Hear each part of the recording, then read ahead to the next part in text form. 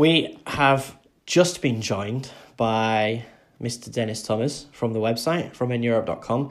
We were all going to record together, but unfortunately we couldn't find a time where everyone could do it. And with this being a super special Christmas episode and our very important PodPals to talk about Demon's Crest, Dennis is going to join us to talk about that. But before we move on to Demon's Crest, what have you been playing this week, Dennis? I've been playing a couple of games. I haven't played as much as I would have thought in the Christmas holidays because I was moving house and that kind of took up all my time.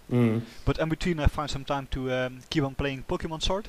Ooh, okay. But the game I played most was Shovel Knight. The Treasure Trove pack got its final update with both the Showdown and the King of Cards campaign. And I finished the King of Cards campaign. Good. And it was awesome. Okay. It's insane. Let's start with did you say sword or shield? I can't remember now. Sword. So how many hours have you put into it so far?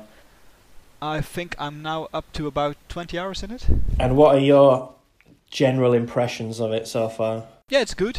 I must say I was playing Pokemon Ultra Moon a couple of months ago, but I really couldn't get through it. It was feeling tedious. Maybe it's also the graphics that, being used to the Switch and then playing a 3DS game that's not that good looking again kind of helped. But also the story kind of dragged on. The characters were a bit annoying, so I couldn't really get through Ultra Moon. So I was a bit wary of starting Pokemon Sword, but I also like to at least play one game from the main series. So I decided to jump on it, picked it up. First hours were good, then it kind of got into a bit of a lull. Okay. But I must say I'm getting excited again now playing it, and I think I'm now 5 gyms in. And it's just a fun game to play. It's nothing, back in the day when I played Pokemon Blue or Gold, that was really groundbreaking stuff. And now it's just a nice new Pokemon adventure. But it's not as revolutionary as I always thought the series was. Yeah. But it's good. It's definitely not a bad game. I'm enjoying it a lot more than Ultra Moon. And there are some really good things. You see they have the 3D Wild area. I think that's really what they should make the whole game about. But I think it was really a time constraint thing that they couldn't fit the whole game like this. And for the rest, it's just a really good Pokemon game with some nice new mechanics. I'm enjoying it, but nothing more than that, I think. Okay. Well, me and Greg have been quite critical about the graphics. Are they really that bad, or are they actually okay when it's in motion? It's okay in motion. Yeah. You have some areas, when you stop and you let it sink in, and you look close, you think, no, this just isn't really good. You have the N64 trees with the low textures. That's just really, really bad. But in motion and in battle, the 3D models of the Pokemon themselves are good. The animations of the moves are good.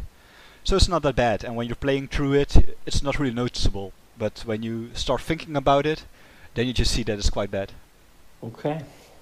Luckily the soundtrack's good, so the music makes up a lot. So it's enjoyable to play. Yeah, I was thinking about getting it this Christmas, but I haven't been able to find it for less than €40, and I don't really want to pay €40 for it. So maybe. To be true, I traded in an old game, so I could get it for 20, and that was a good price. Yeah, that's not too bad. But if I would have to pay 55 for it, I probably would have waited a bit longer. Yeah. Do you have history with Pokemon games, or? For me, Blue and Silver were like the second coming of Christ when I was a child. I absolutely adored both of them, and then just completely dropped off and never really played another game again, except I did play X on 3DS about a year after it came out, and it was alright. It was nothing special. I thought it was still very similar to Blue and Silver, so... Yeah, in essence, the whole campaign just is the same through all the years. You're this 10-year-old kid who goes on an adventure. Yeah. There is some company who's trying to make it a bit more difficult for you. You become the champion, rinse and repeat. Exactly. So I'm not too excited about Sword and Shield, to be honest. I think the next one, like you said, they clearly haven't had enough time to finish it off, so maybe the next one will be a bit of an improvement. We'll see. Yeah, I really hope so. Now they have the engine in place. And they have the skills with developing 3D games. Yeah. Maybe they can pick it up a bit and come with a really good 3D online Pokemon game. But we'll see. You never know with Game Freak.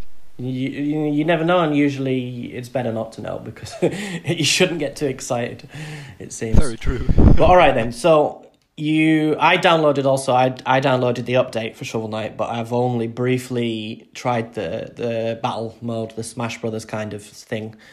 So what have you said you finished King of Cards, right? Yeah, true. And what about that then? I think it took me about 6 or 7 hours Mm-hmm. in total. And yes, it's a really, really nice campaign. I think compared to the other ones, I've played the Shovel Knight one and the Spectre Knight one. Yeah. Plague Knight I still have yet to play. Okay. But I played Shovel Knight and the Spectre Knight back to back. Mm-hmm. And then I started Plague Knight, couldn't really get onto with the controls, so I just shelved that for later on. Yeah, a lot of So I people still have said that one to finish. Mm-hmm. Yeah. I think also Plague Knight was the first DLC to come out. It was, yeah. Maybe we were just searching what they wanted to do with it, but King of Cards is really great. It's basically, I have the feeling they're a bit shorter levels, so it's really easy to pick up and play a couple of levels. Each level has this kind of mechanic, so some levels you have this sticky stuff on the floor that you can't really jump high. Other levels there are springs that throw you up in the air. Every level has its own little gimmick or element to it. Okay. But that makes it quite varying. You have the Joustus, the card game. To be honest, I skipped over that entirely. Oh, really? They're like the first, I think the first house where you come into, you have to play a couple of games of it. But after that, it's completely optional, and I just wasn't ready to do some deck building and play the card game. But you can just finish the whole game without it. Obviously, you miss out on some of the achievements, but I wasn't going for 100% yet, so I just skipped over them. Played the levels, super solid platforming. Good. You know, the kings, you can dash, and when you hit something, he makes a spin. It's really well working mechanic. So is it kind of like Wario then, in a way, or? The dash is the same. Yeah. But when you hit something, you jump up and you spin, and then you can jump on top of an enemy again. Okay. And that makes it easier for you to reach higher ground.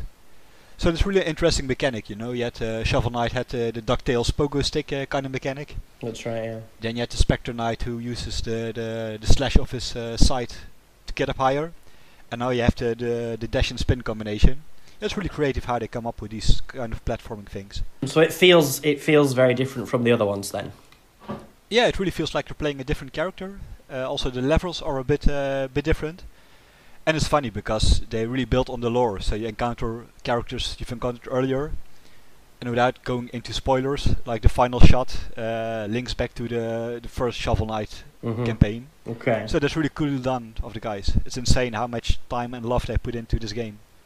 I think it released in 2014 or something. Original, yes, it did. Yeah, I think. Yeah. And now 5 years later, they come out with the final free DLC for people who got it. That's insane. I think it must cost them a lot of money and development time. Well, I think they got a lot on the Kickstarter, didn't they? So, hopefully. Yeah, that may be true. Yeah. But they're good on them for keeping all their promises. They promised all this stuff at the beginning and they delivered. So, no complaints from me. It's uncanny for a Kickstarter project. Yeah. Have you tried the Smash Brothers style battle mode? Yeah, I tried a little bit. Just 1 or 2 rounds. And, I think there's a sort of story mode to it, but I haven't started that one yet. But I just played 1 or 2 rounds of it. I really thought it would be online multiplayer. Yeah, I think it's only local, right? I think so as well. Yeah, I thought it would be online, but I'm pretty sure it's not, which is a shame because that would be quite a lot of fun. I think online. Yeah, it would be nice. But it's okay. But I don't think I will put much time into that. Yeah, I don't think I will if either. I'm going to revisit again, it will be playing the Plague Knight campaign or maybe getting some more percents up in the other campaigns. Yeah, I need to get back to Shovel Knight. I have finished the first one on the Wii U, but I haven't played any of the DLC yet. So that I think is the whole update also live on the Wii U? Yes, it is. Yeah, I mean, I got it again on Switch, but apparently the Wii U version's been updating as the other versions have been updating. Like they haven't forgotten about it, which is cool. And the 3DS as well. I think they've been updating the 3DS one as well. Yeah, that just shows a lot of class. Yeah, it does. So good on them. Good on them. All right then. So I'll hand over back to Lee. Thanks for watching, and don't forget to hit the subscribe button and give us a like if you've enjoyed our content. You can also check out our other great content on Twitter, Facebook, Instagram, and the N-E Café podcast from all good podcast providers. Just follow the links in the description below.